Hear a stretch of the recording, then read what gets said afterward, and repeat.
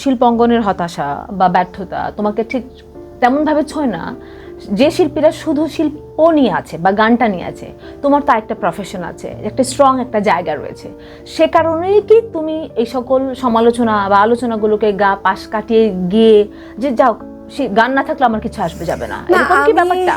না, আমি আসলে অনেক পড়াশোনা করি এই জিনিসগুলো নিয়ে। পড়াশোনা মানে কি, এটা ওই পড়াশোনা না যে একদম বই খাতা নিয়ে পড়তে বসলাম। আমি আসলে শেখার চেষ্টা করি অনেক জায়গা থেকে, অনেক মানুষের কথা থেকে, যে কিভাবে নিজেকে অনেক পজিটিভ একজন মানুষ বানানো যায়, ভালো ভালো কথা ভাবা যায়। আমরা আসলে যত ভালো জিনিস নিয়ে ভাববো, ভালো ভালো কথা নিজে বলবো, সেগুলো শোনার চেষ্টা করব, তত আসলে নিজেকে অনেক অসাধারণ একজন মানুষ হিসেবে তৈরি করতে পারবো।